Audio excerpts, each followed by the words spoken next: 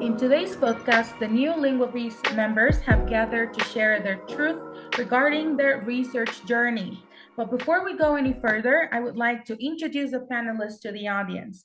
Please welcome Alma Jimenez and Carlos Castañeda to today's episode.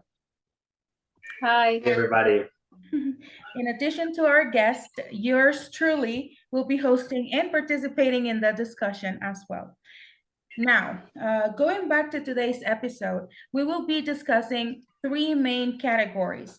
The first one, research projects, methods, and data collection instruments. The second one, designing data collection instruments. And the third one, positive and negative episodes in the process. Also, if given the time, we will have a final moment to express our final thoughts on our journey as novice researchers. So, without any further ado, let's begin.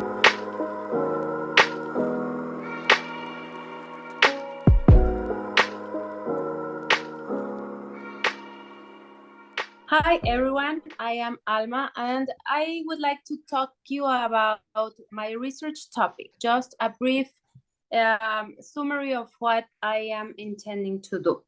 My interest is mainly on teachers' practices, teachers' beliefs regarding the speaking ability. As we all may have tried in our classrooms, there are some students who struggle with this ability particularly. So all abilities are different and difficult, and they all have their difficulties and their easiness. But I am focusing my study on the speaking practice. What do teachers do? What do they think? How do they perceive? What do they do in their English classes to promote the speaking ability? So for this topic, I will use a case study methodology. I will work. My participants will be teachers at the SEA, at División de Ciencias Económico-Administrativas from this university, Universidad de Guanajuato,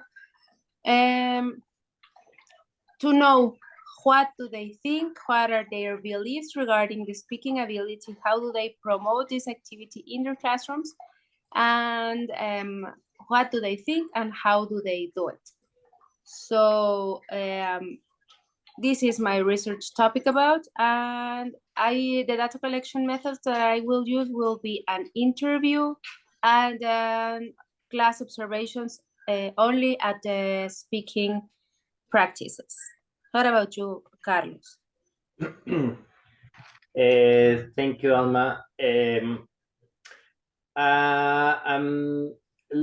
I can say my research is a little bit related, not exactly to speaking part, but I interested in knowing how a student reflect about their identity in the foreign language to that take them to consider themselves to be users of the language.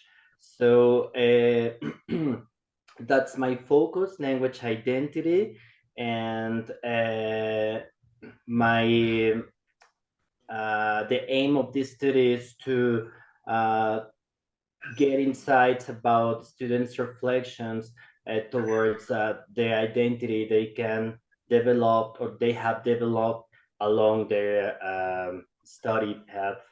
And concerning my methodology, I've been designing an initial interview more than an interview. It's I can say it is a survey, but it's a structured interview, and then I thought on applying an art-based method called well, not called exactly. It is digital collage, which is expected to reflect students' identity in several areas on their lives. and that's in general terms my research topic about. What about you, Ari? Well, thank you for asking and thank you for sharing. I think, as for me, my research project is mostly based on teachers' experiences, similar to Alma's, but in a different sphere. Mine is about co-teaching. So there are a lot of ideas on what co-teaching is and how co-teaching is implemented.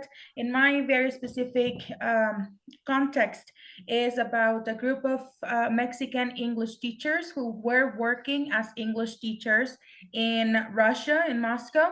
They were working with Russian students from all ages, and they were sharing groups with other local teachers from that country. So my topic basically is about the experiences of these five Mexican or four Mexican English teachers co-teaching, sharing groups with Russian teachers or other nationality teachers. And in this case, there were no native speakers. So in little briefly, I will tell you that co-teaching is basically between a native speaker and a non-native speaker. So in my case, I'm trying to see what the experience was like in co-teaching between two non-native English speaking teachers. And I'm excited about it. Let's see what we find out. Since my research topic is focusing on experiences, I'm using a narrative inquiry method. And as well, the data collection instruments that I'm using are three. The first one is a narrative autobiography. The second one is a narrative frame. And the third one is a semi-structured interview that will complete the first two data collection steps and finalizing the collection with a semi-structured interview. The process of designing my data collection instruments has been time consuming, let's say, and difficult at the beginning because to be honest, I didn't have any idea about how to apply, how to design, and I made something at the beginning, like series of questions, a series of guidelines for my participants to make a digital collage. But I realized I was missing a lot of a theory to support what I wanted to find through these instruments. And thanks to my experience as attendee in a qualitative congress in as that was held in the university, I could make different contacts and with different interesting and nice people actually currently doing research in other areas. And thanks to their advice, I I managed to find a more useful literature that helped me uh, to help me better design these instruments. So in general, words, I can say it's been, I've struggled a lot to do it, and it's been time consuming because I don't feel, I didn't feel sure about what I was applying or about to apply. But now I can see I have something more concrete, which will give me will potentially give me meaningful insights. And that's my feelings about. But let us know, Ari. What about you? Well, since the topic is spilling the tea, right, on data collection instruments and research in general, I have to be truth on this one. It hasn't been easy, and I think you guys can or might feel the same way. Of course, every process is difficult. It's a new thing and sphere for us, new activity for us to do. So it's only natural that we feel a little bit skeptical on the process, on designing the data collection instruments precisely. In my case, it wasn't easy. I had to go through different filters working with my thesis director. My thesis director only told me that I needed to improve some things, and she suggested that I needed to read a little bit more on the instruments that I was using. And once I was informed, I tried to design to the best of my abilities those instruments. But of course, there's always room for improvement. We cannot do it perfectly at the first try. So it's only I understand.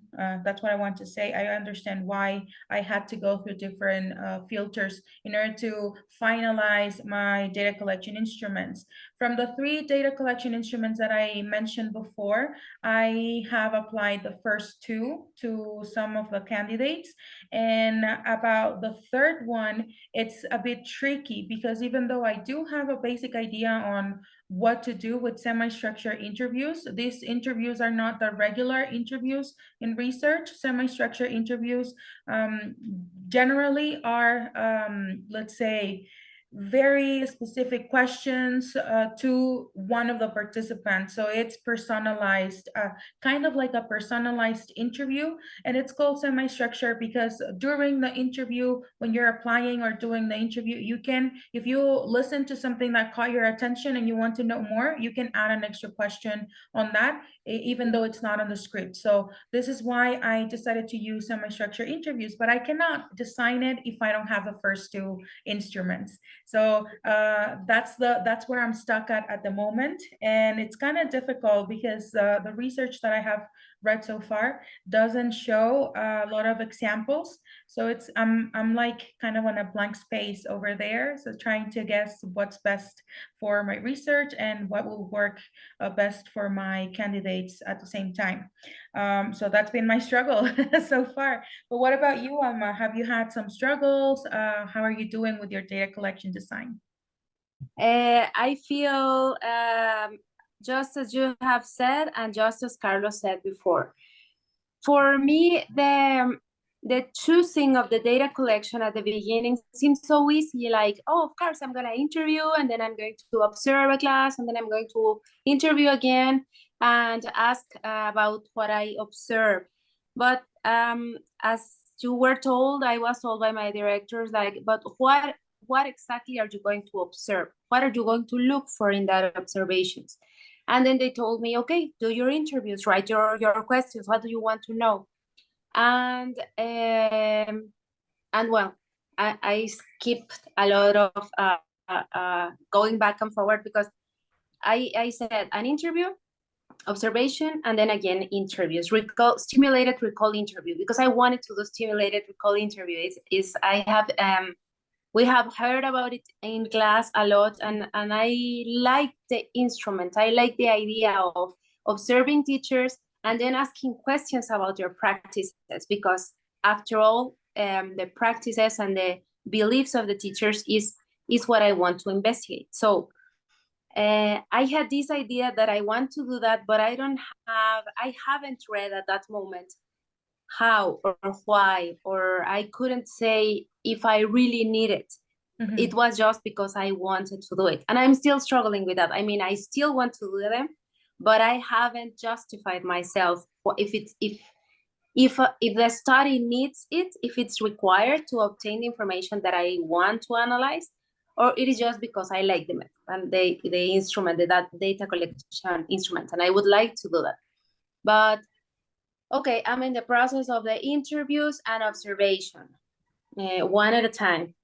After I get my interviews done correctly, for saying it and for using some adjective, mm-hmm. I have already done a pilot interview and some observations, but I am still struggling because I don't really know what I'm observing, and the questions that I asked gave me some answers, of course, some information, but I don't really know if that is the information that I was looking for, or the information that I will need, if it's going to be useful for what I want to study. So I can't say that I have my instruments done or that it is finished, that part. It should be, I know, by this time, but I am still in that struggle, like redefining the questions, taking the ones that are going to help me to get good information, and removing the ones that prove that have been proven with this one pilot interview that I did, that are not helping me much to collect data. So that has been my experience with these data collection instruments and decisions. Right. Thank you for sharing, Alma. If you allow me, I would like to add some comments that I feel I relate to you and your experience at the same time. First of all, I think it's fair to say, and we should clarify that we are all doing qualitative research, and that's why we're talking about methods that fall into the qualitative paradigm, right, of research. But you're talking about how you have been struggling, and I cannot stop thinking about my own experience as well. And also Carlos, I think that he also feels the same. We struggle because we're new at it. And the key that we have been told every single lesson during us the last semester has been, you need to read and read and read until you are very well informed, right? So I guess that's the key for everyone who's starting research. Even if we don't like reading, we have to read, because otherwise we're never going to clarify our ideas, like we are at that moment and we're in which we are clarifying what we want to do. So we still have time, so I think we can relax a little bit on that. But at the same time, I understand what you feel, right? Like you want to have things done already. And well, it's a difficult process, but I can say personally that I'm enjoying it. I don't know if it's for you, it's the same. Yes, yes, absolutely. I'm enjoying every part of it. Carlos, you wanted to say something, I think? Yeah, I just want to mention that I feel of course identified with both of your experiences, girls, but more specific to Aris because she says she still needs to wait for the data to apply to design the last instrument, and I might face the same thing because I cannot do the third interview, which will try make a triangulation until I get the insights from the first two. So I don't want to think right now on how I'm gonna do it. I want to apply first I want to apply well the first two, and then let's see what happens next. Yeah. All right. Yeah. Well, on my experience, I can say that the most memorable moment, being a positive one, was when my thesis director told me that I could go forward with my data collection instruments, the first one and the second one, because after so many attempts, I was like, finally, I can move forward. So it was this sense of achievement after hard work. And also, it was before ending the semester. So we were during our finals. I was overworking myself. So I was super tired. Every single day, I think I slept around 1 or 2 hours each day, and I was living basically on caffeine. So that was a pretty wild. But when I got the email, you have a green light, I felt like a lot of weight off my shoulders, and I was finally able to address or contact my participants and send the first instrument, right? So that was on the positive one. On the negative side, well, everything is a struggle, I think, when you're new at it. You have a lot of doubts, and you kind of feel critical on yourself. You're, in my case, I'm very demanding on myself. And I think this is what is causing me to overwork myself sometimes when it's not necessary. But the most stressful moment during summer, for example, that we were asked to contact our participants, so on and so forth, I contacted my participants and only one replied on time every single time I sent an email. But the other 3 or 4 participants that I have as a possibility were not even replying to my emails or my text messages. So I was panicking. You can only imagine how much fear I was feeling at that point, because I was kind of going through that so-called nightmare, or let's say, yeah, like this dark episode on your participants telling you that yes, they will participate and then disappearing, you know? So I was kind of like thinking, what is going to happen to my research? I need to start thinking on a plan B. I need to start reading about different methodology in case I need to change everything. I need to make the most out of my summer in order to not fall behind, right? But so I was waiting for like a month and a half. I sent an email about, hey, remember that you mentioned that you wanted to participate. This is just a friendly reminder. I'm waiting for your first instrument, blah, blah, blah, your first participation.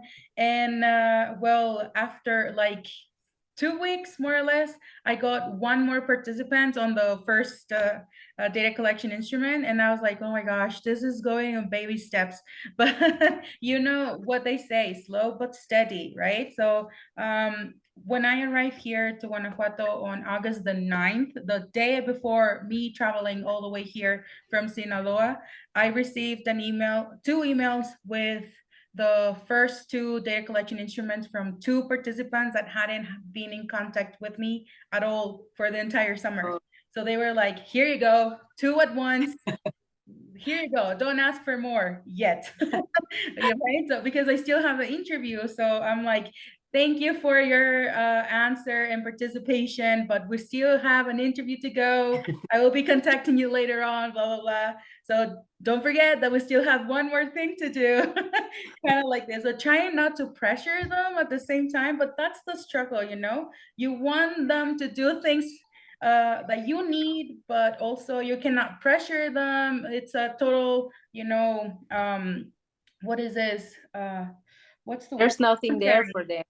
Yes, it's a voluntary thing, so I cannot do anything else but just send friendly reminders and be like very inviting and welcoming, like, hey, this is very important. Your opinion and your experience will make the difference in my research, so on and so forth. So that would be, I think I extended much on my negative one, but I just needed to vent, guys. What about you, Alma? How has been your struggle? Great, that's great. Yes, thank you. Well, I have only done one pilot interview and some observation classes, but the positive experience, I would say, was while observing the classes.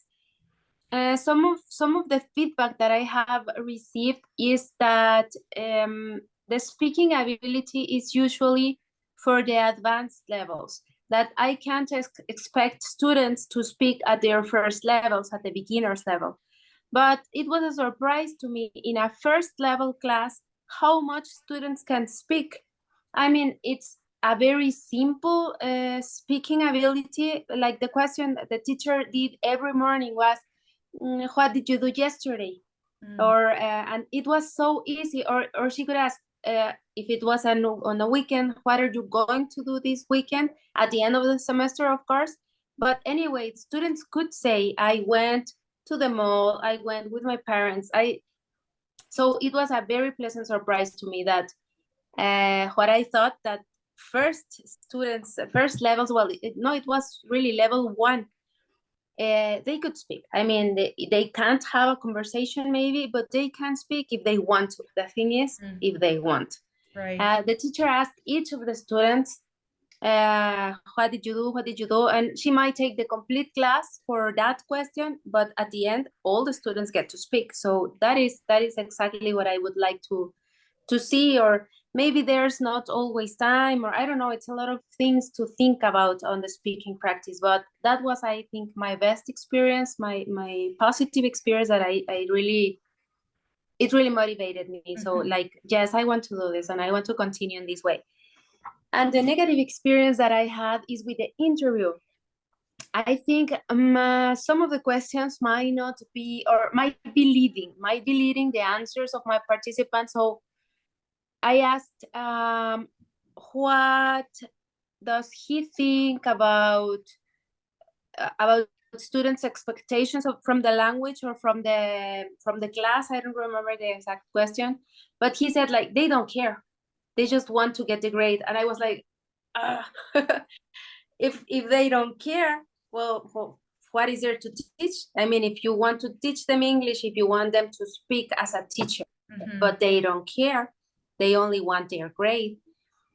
It was like, well, that might be true. I mean, the students the teachers that I'm working with are from a university where the English is required to get their degree.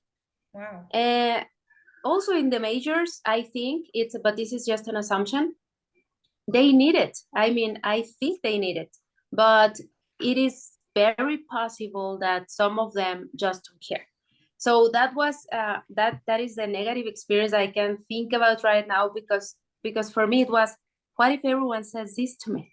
What is going to happen with my research if everyone thinks that they don't care?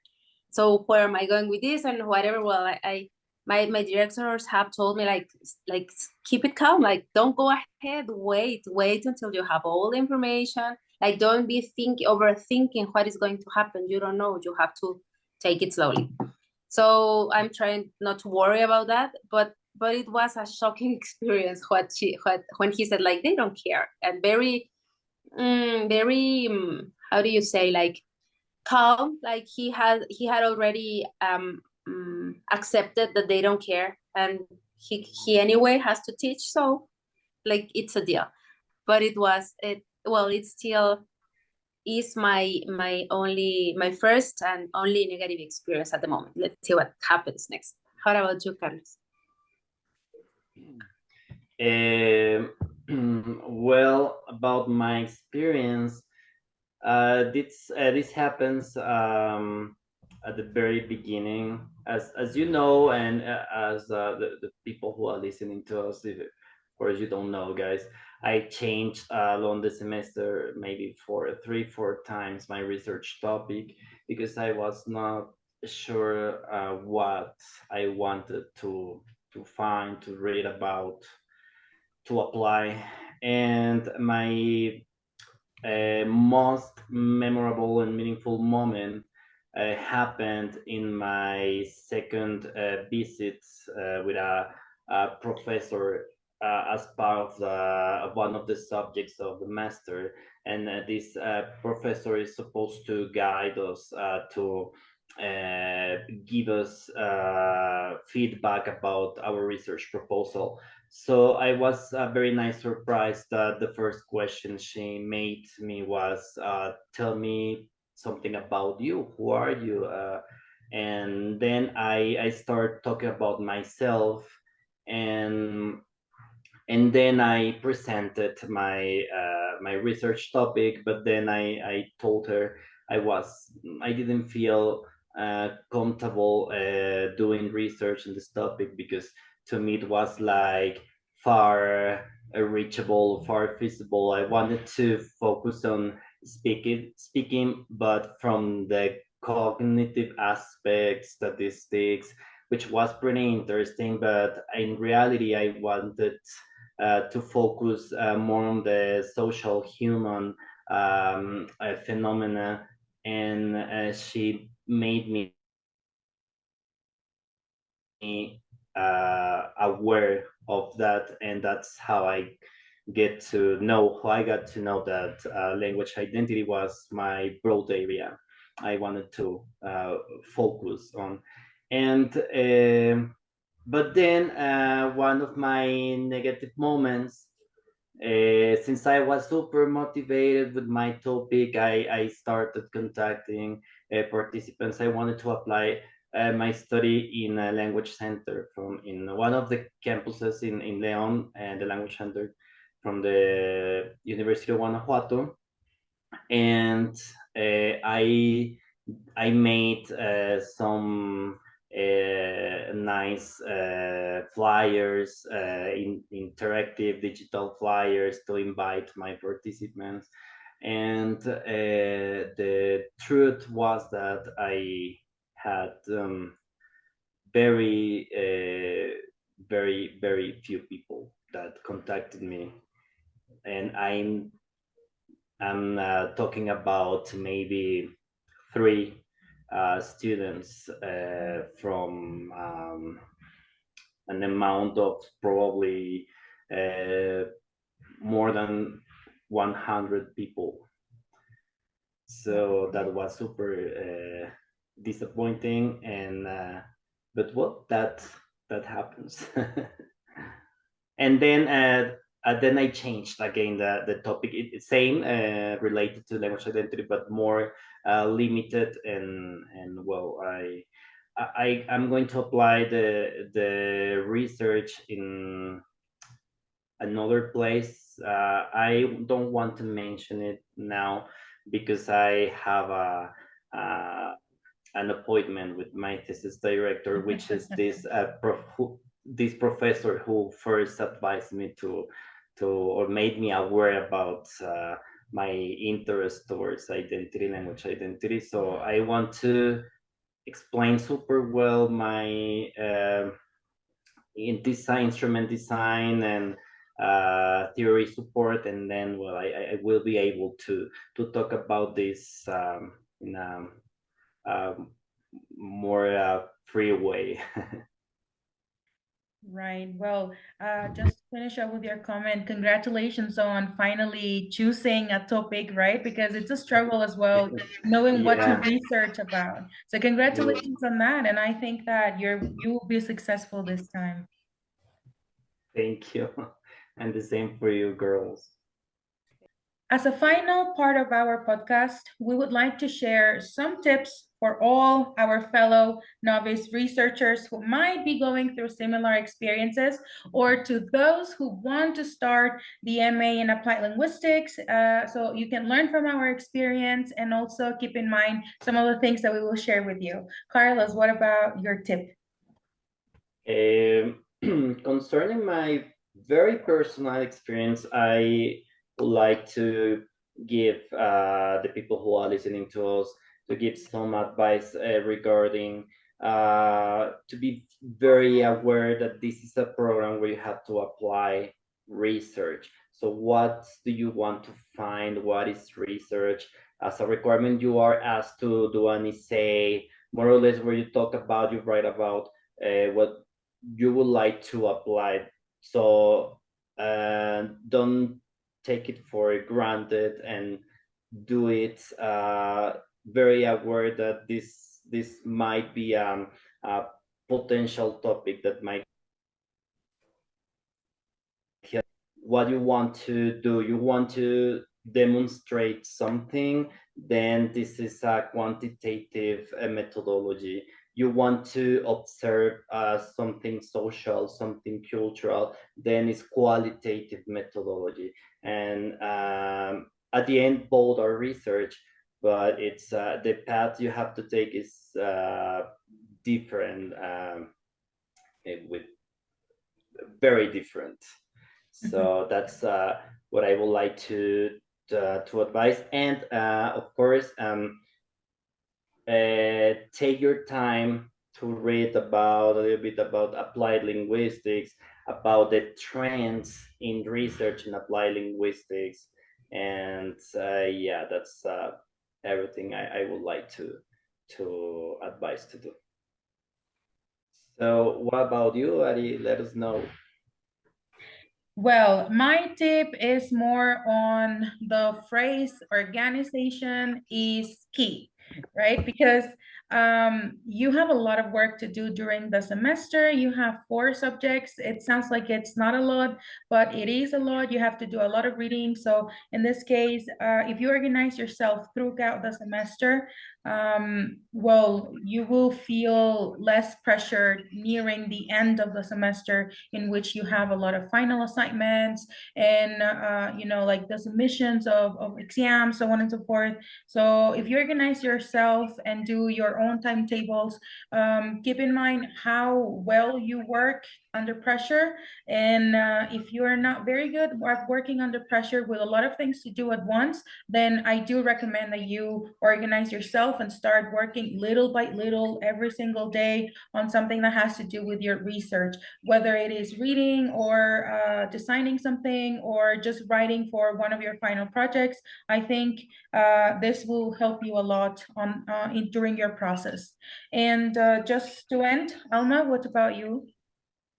Well, I think you have given two very great tips. And one thing that I would add to that, what you said, is to be open to the feedback. Sometimes it is not nice to hear that what you are doing is not perfect, because we all want to think great at the first time, but that is not going to happen. I mean, every single time it's going to be probably less or only different, but we're always going to receive feedback, and we need to be open, really open to what they say, because what they are saying you might think, no, that is not true. I mean, that person is just saying because they just want to say something, but it's not true.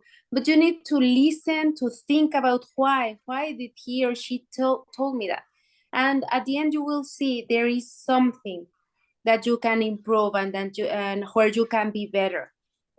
So in order to receive as much feedback as possible, well, I will recommend you to get into every presentation that it's possible for you. I mean, if you are invited to talk about your project in a classroom to a new student, to a classmate, to a teacher, to a conference, to a seminar, enroll. Try every time that you have the chance, go for it. And it's sometimes it's not easy, as I said. Sometimes you don't like what you hear, but don't take it in a bad way. Take it literally, the words. What did they say and what do they mean? Don't take it as something personal. It's something that sounds very cliche, but you will see, if you when you receive feedback and you think about the essence of what is being said, you will see that there is always time to improvement. So that will be my tip. And it was very nice talking to you guys, as always. Hope to see you soon. Same here. Okay, so just to finish off, we would like to thank all of our audience who were listening or watching our podcast. We had a blast talking to you about our research experience so far. Remember that we are starting our second semester in the master's program. So I think all of what we have discussed today will be very useful for you as a novice researcher, or maybe you're going through the same experience as I mentioned before. You might feel identified with what we shared today. So thank you everyone for being here, for listening to us. And this has been episode number 5 of the podcast Linguabees. Goodbye. Happy researching.